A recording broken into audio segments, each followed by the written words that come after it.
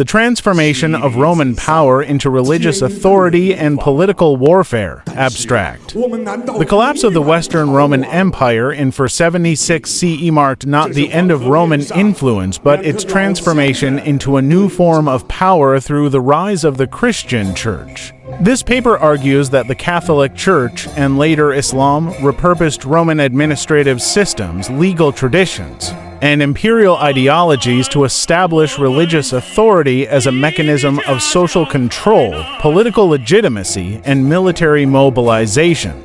By examining the continuity of Roman structures in Western and Eastern Christianity, the emergence of Islam as a parallel imperial-religious system, and the esoteric underpinnings of both faiths, this study reveals how religion became a sophisticated operating system for governing fragmented societies. Drawing on historical events such as the Edict of Milan 313 C, the Great Schism 1054 CE, and the Spanish conquest of the Americas, alongside symbolic and esoteric connections.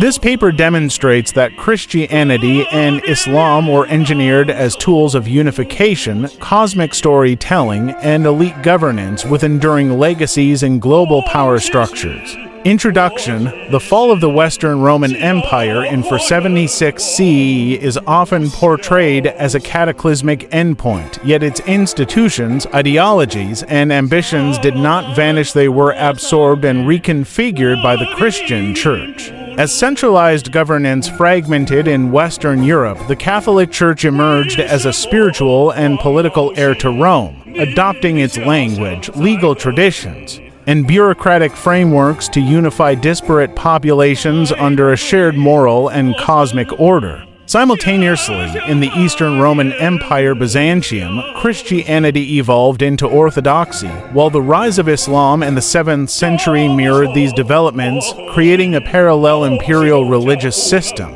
This paper argues that organized religion, particularly Christianity and Islam, served as a political technology and imperial operating system designed to consolidate power, legitimize rulers, and mobilize populations for war and governance. By tracing the historical continuity of Roman structures, the militarization of faith, and the esoteric underpinnings of both religions, this study illuminates how elite classes engineered belief systems to maintain control over vast and volatile societies.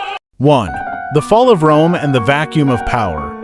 The deposition of Romulus Augustulus in 476 CE marked the conventional end of the Western Roman Empire, ushering in an era of political fragmentation and tribal dominance in Western Europe. Centralized governance, once sustained by Roman legions and bureaucracy, collapsed, leaving a power vacuum that the Christian Church was uniquely positioned to fill. Christianity's ascent from a persecuted sect to the state religion, formalized by the Edict of Milan 313 CE, and Emperor Theodosius I's decrees in 380 CE transformed it into a unifying force. Bishops, particularly the Bishop of Rome, the Pope, assumed civic and political roles, leveraging their spiritual authority to govern communities and mediate disputes. The Church's rise was not merely opportunistic. It was a deliberate repurposing of Roman infrastructure. The use of Latin as a liturgical language, the adoption of Roman legal traditions in canon law, and the hierarchical organization of dioceses mirrored Rome's administrative systems. This continuity allowed the Church to project authority across fragmented territories, positioning itself as the moral and political successor to the empire.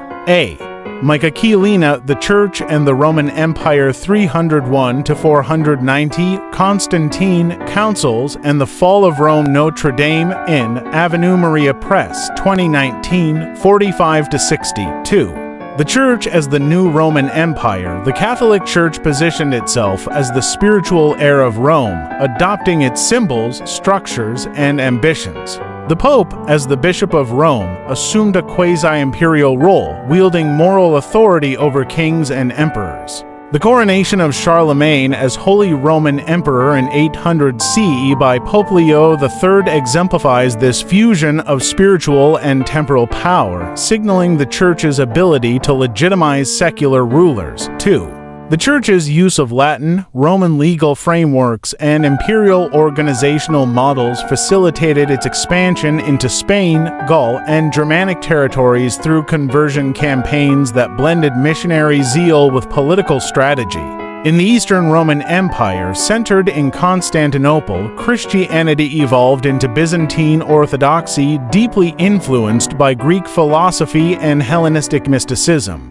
The Byzantine Empire preserved Roman governance under a religious guise, with emperors claiming divine sanction as protectors of the faith. This dual evolution of Christianity, Latin in the West, Greek in the East, laid the groundwork for competing spheres of influence, culminating in the Great Schism of 1050 for CE.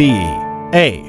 Ryan Evans, The Fall of Rome and the Rise of the Catholic Church, self-published, 2022, 112-100. 3.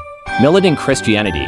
Religion as a tool of world church's authority extended beyond governance to the mobilization of armies and the justification of warfare. The concept of holy war emerged as a powerful tool for uniting populations and legitimizing expansion. The conversion of Clovis, king of the Franks, in 496 CE, illustrates how Christianity was used to consolidate political power, with baptism serving as a public declaration of divine legitimacy. 3 missionaries, often accompanied by military forces, facilitated the Christianization of pagan tribes, transforming them into loyal subjects of both church and crown.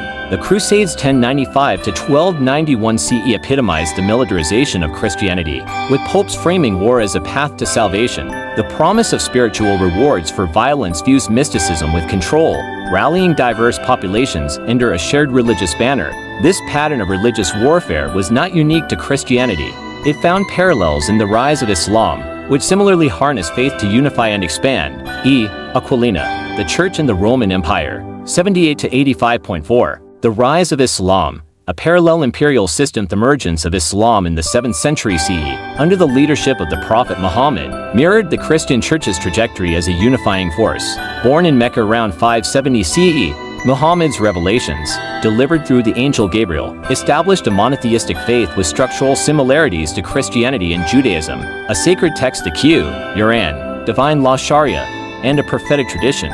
Like Constantine, Muhammad united fragmented Arabian tribes into a vast caliphate, blending spiritual and military leadership. The Umayyad Caliphate 661 to 750 CE expanded Islam across the Middle East, North Africa, and Spain, using religion to provide moral unity and administrative clarity. The Quran's emphasis on obedience, charity, and ritual paralleled the Catholic Church's imposition of tithes and structured worship, suggesting a shared late antique tradition of religious governance. The symbolic parallels between Christianity and Islam, such as the 12 disciples and 12 imams, or the shared role of the angel Gabriel, hint at a common esoteric foundation, possibly rooted in Greco-Egyptian cosmology and Hermeticism. Ev. Jonathan P. Berkey, The Formation of Islam, Religion and Society in the Near East, 601 Cambridge, Cambridge University Press, 2003, 23-40. E. Karl-Heinz Ohlig, Early Islam, A Critical Reconstruction Based on Contemporary Sources, Amherst, N.Y. Prometheus Books, 2013, 67-8. 5. East versus West. The Great Schism and Doctrinal Rivalries.